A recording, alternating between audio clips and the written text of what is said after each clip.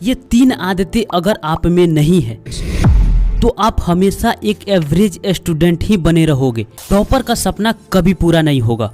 अभी आप एक एवरेज स्टूडेंट हो, कोई दिक्कत नहीं। भविष्य में नहीं रहना चाहते तो ये 3 आदतें आज से फॉलो करना स्टार्ट कर दो। देखो, एक एवरेज स्टूडेंट की सबसे बड़ी गलती आपको बता देता हूँ। वो हमेशा एग्जाम के लास्ट महीने चल रहा होता है तब पढ़ाई के लिए सीरियस होते हैं और वो उस समय सोचते हैं कि काश मेरे में कोई सुपर पावर आ जाए तो पूरी सिलेबस एक ही रात में अपने माइंड के अंदर डाल लूं और एग्जाम में 100% लिख कर आ जाऊं, जो कि ऐसा रियलिटी में संभव नहीं होता। तो उस समय स्ट्रेस अलग से ऐड हो जाती है और सबसे बुरी बात यह है कि उस समय ये सोचने में ही सारा टाइम वेस्ट हो जाता है कि इतना सारा सिलेबस कंप्लीट होगा कैसे।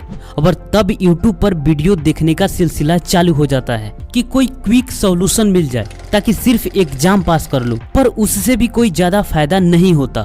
देखो, यूनिवर्स की सच्चाई ये है कि जो तुम पाना चाहते हो उसके बदले में उससे ज्यादा कीमत तुम्हें चुकाना पड़ता है और ये भूल जाना कि फ्री में कुछ मिल सकता है। तो मैं चाहता हूँ कि ये सुपर पावर हकीकत में सबके अंदर आए, पर ये समय मांगता है। और इस वीडियो को देख रहे हो तो अभी आपके पास समय है। और देखो, जब सही समय हो तो सही खेल खेलना चाहिए, वरना पछतावे के अलावा कुछ हासिल नहीं होता। Topic number 1, revision. 100% स्टूडेंट अगर पढ़ने जाते हैं तो उसमें से 80% स्टूडेंट रिवीजन को कभी सीरियस लेते ही नहीं। बड़े बड़े काम कर लेते हैं, छोटे काम में फेल हो जाते हैं। कोचिंग भी ज्वाइन कर ली, स्कूल भी जाते हैं, 6 से 8 घंटे टाइम भी देते हैं, पर आप में से 80% स्टूडेंट्स घर पर आने के बाद अपना बैग भी नहीं खोलते और फिर अगले दिन अपना बैग उठाएंगे और कोचिंग या स्कूल के लिए निकल जाएंगे। ये होती है एक एवरेज स्टूडेंट की सबसे बड़ी आदत। और सिर्फ 20% स्टूडेंट्स ही घर पर अपना बैग खोलकर पढ़ते हैं और यही वो 20% स्टूडेंट हैं जो हमेशा टॉप में रहते हैं। अगर आपसे एक्स्ट्रा में कुछ नहीं पढ़ा जाता, समझ में नहीं आता कि क्या पढ़े, तो बस आप अपने टीचर को फॉलो करते जाओ। किसी तरह जितना पढ़कर आ रहे हो ना, उसे फिर से पढ़ो, समझो, नोट्स बनाओ, या मैथ है तो प्रैक्टिस करो।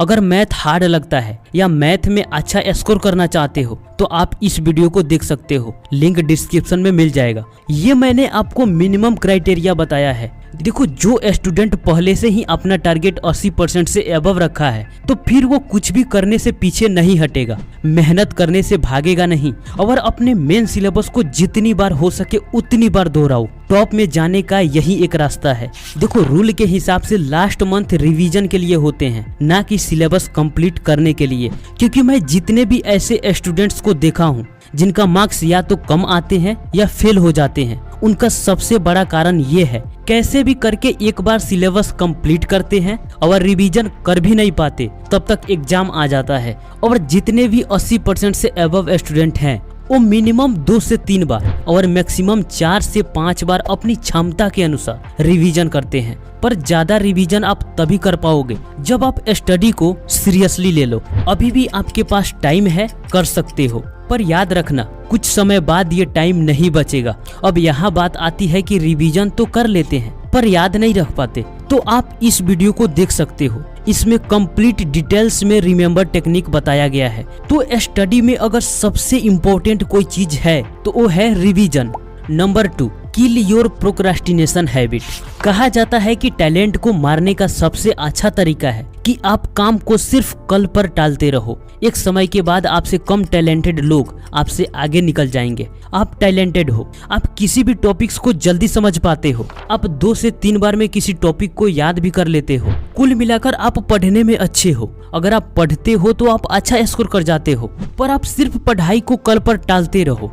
एक समय के बाद क्या होगा, जो आपसे कम टैलेंटेड हैं वो मेहनत करके आपसे आगे निकल जाएंगे।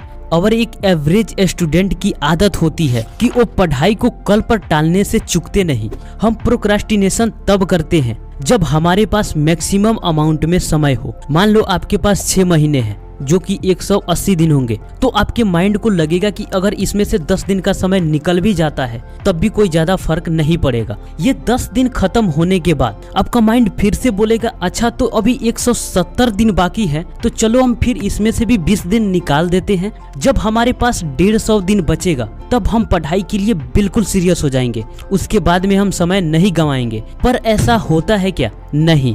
और इसी तरह कर करके एग्जाम के लास्ट मंथ तक पहुंच जाते हैं और तब सिचुएशन बिल्कुल खराब हो जाता है। क्या आपके साथ ऐसा नहीं होता? जरूर होता होगा। तो इसका सॉल्यूशन क्या है? देखो, जब समय निकल जाता है तो हमें रिग्रेट फील होता है, और समय निकल जाने के बाद रिग्रेट हो तो भी कोई फायदा नहीं। तो हमें समय से पहले रिग्रेट फील कराना है। कैसे होगा? डे प्लान बनाओ और वीकली प्लान बनाओ। आपको एक दिन में जितने घंटे पढ़ना है उसको पेपर पर नोट कर लो, और उसमें जो भी सब्जेक्ट डालना है उसको भी डाल सकते हो। जैसे अगर दिन के 4 घंटे आपको पढ़ना है तो उसमें 4 सब्जेक्ट ऐड कर दो, और अपने आप को एक चैलेंज दो। अगर आप सिर्फ दिन के 2 घंटे पढ़ते हो तो अपने आप को गुड में शामिल करो, क्योंकि कुछ ना पढ़ने से अच्छा है कि आपने कुछ पढ़ा। अगर आप दिन के 3 घंटे पढ़ते हो तो अपने आप को वेरी गुड में शामिल करो। अगर 4 के 4 घंटे पढ़ लेते हो तो अपने आप को ग्रेट में शामिल करो। ऐसा क्यों?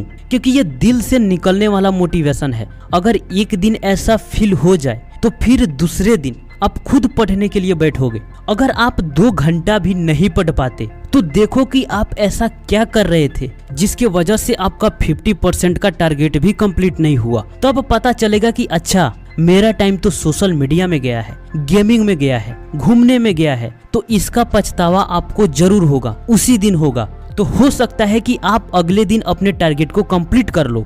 उसी तरह एक वीकली टारगेट बनाओ। अगर वीक में आप 4 दिन अपने डे का टारगेट कंप्लीट करते हुए पढ़ते हो तो अपने आप को गुड में शामिल करो। अगर वीक में 5 दिन पढ़ते हो तो वेरी गुड में शामिल करो। अगर वीक में 6 से 7 दिन पढ़ते हो तो ग्रेट में शामिल करो। ये अपने आप को ट्रैक करने का सबसे बेहतरीन तरीका है। इस तरह तुम खुद से भी आगे निकलोगे और फाइनली सबसे आगे भी निकलोगे। तो दोस्त, कुछ भी करो लेकिन ये डे और वीक का टारगेट जरूर सेट करना, और अपने सिलेबस का भी ख्याल रखना कि आप 1 महीने में अपने सिलेबस के कितने पोर्शन को कंप्लीट करोगे कि एग्जाम के लास्ट मंथ से पहले आपके पूरे सिलेबस भी कंप्लीट हो जाए। Number 3, apply 2 minute rule.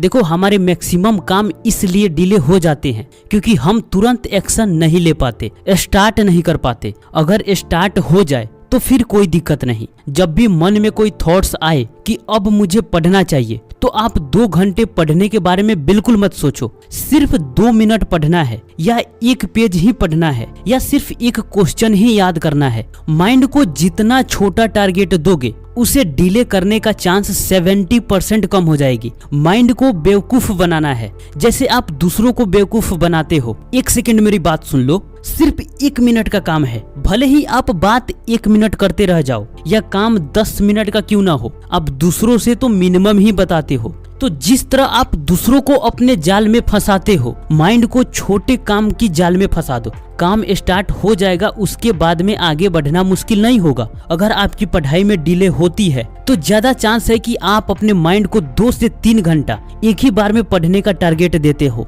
और जब ये उसे मुश्किल लगता है तो उससे भागने का कोई ना कोई बहाना ढूंढता है। इसलिए आप 2 मिनट का रूल अप्लाई करो। पर याद रखना, 2 मिनट का रूल काम को स्टार्ट कराने का तरीका है, ना कि फिनिश करने का। पढ़ने से पहले आप कितने बहाने बनाते हो? जब किसी तरह पढ़ने बैठ जाते हो फिर आप 2 से 5 मिनट में पढ़ाई को छोड़ देते हो क्या? नहीं ना, क्योंकि सबसे ज्यादा मुश्किल काम को स्टार्ट करने में ही होता है। स्टार्ट हो गया, उसके बाद आप काम कर लोगे, क्योंकि माइंड में इच्छाएं जितनी तीव्र गति से आती है उतनी तीव्र गति से जाती भी है। ये रूल बहुत इफेक्टिव है, मैंने खुद पर ट्राई करके इसे देखा है, आप भी ट्राई करके देख सकते हो। तो ये 3 बातें हमेशा याद रखो। पढ़ाई कर रहे हो तो रिवीजन करना ही है। जितनी अधिक रिवीजन उतनी ही अधिक मार्क्स आएगा। दूसरा, लास्ट महीने में कुछ नहीं होता, सिर्फ पछतावा और टेंशन होता है। ये बातें दिमाग में घुसा लो। तीसरा, जब भी पढ़ाई में डिले होने की संभावना हो तो 2 मिनट का रूल अप्लाई जरूर करना।